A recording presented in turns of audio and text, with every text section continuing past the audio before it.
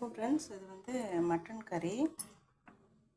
இது வந்து நல்லா வேக வச்சுட்டு தான் அதுக்கப்புறம் எடுத்து நான் குழம்பு பண்ணுவேன். இன்றைக்கி அப்படி பண்ணாமல் மசாலாலாம் போட்டு நல்லா ஊற வச்சுட்டு அதுக்கப்புறம் குக் பண்ணலான் இருக்கேன்.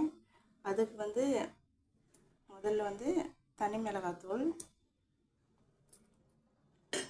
மிளகாத்தூள், குழம்பு மிளகாத்தூள், இது வந்து இந்து உப்பு போட்டு ஊற வைக்கும்போது மசாலாலாம் நல்லா மிக்ஸ் ஆகி நல்லா ஊறும். கொஞ்சமாக மஞ்சள் பொடி சேர்த்துக்கலாம். இந்து உப்பு எல்லாம் சேர்த்து இந்த மட்டன் கறியெல்லாம் போட்டு மிக்ஸ் பண்ணிடலாம்.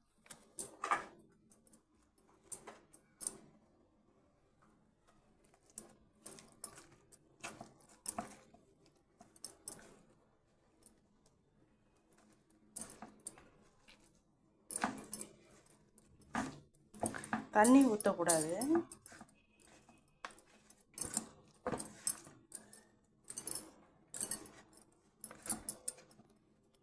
நல்லா மிக்ஸ் பண்ணும்.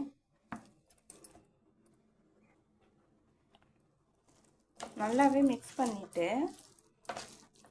நல்லா இந்த பாருங்கள், இந்த மாதிரி மிக்ஸ் ஆகிடுச்சு.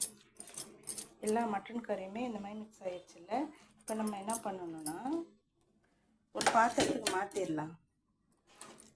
இந்த மாதிரி ஒரு பாத்திரத்துக்கு மாற்றி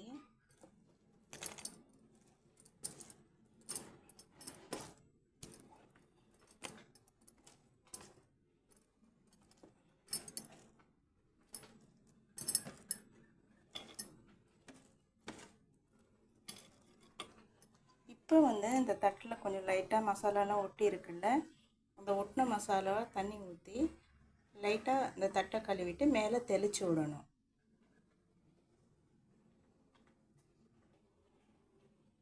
இப்போ வந்து தட்டில் உள்ள மசாலாலாம் நல்லா கழுவியாச்சு. இதை வந்து லைட்டாக இதில் தெளிச்சிடலாம். ஓகேவா?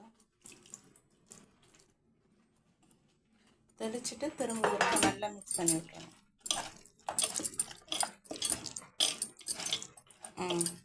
இப்போ நல்லா மிக்ஸ் பண்ணியாச்சு. இப்போ என்ன செய்யணும்னா நல்லா அழுத்திட்டு ஒரு தட்டு போட்டு மூடி ஒரு அரை மணி நேரம் வைக்கணும். வச்சதுக்கப்புறம் திரும்ப வந்து இஞ்சி பூண்டு பேஸ்ட்டு சேர்த்து 2 டம்ளர் தண்ணி ஊற்றி நல்லா வேக விடணும். வெந்ததுக்கப்புறமா வெங்காய தக்காளியெல்லாம் வதக்கி தாளிச்சிட்டு தேங்காய் அரைச்சி ஊற்றி எடுத்தால் சூப்பரான மட்டன் குழம்பு ரெடி ஆகிடும். இப்போ இது ஊறட்டும். அதுக்குள்ளே சாதம் வெந்துருச்சு. சாதத்தை வடிச்சிட்டு குழம்பு வைக்க சரியாக இருக்கும். Okay friends, thank you.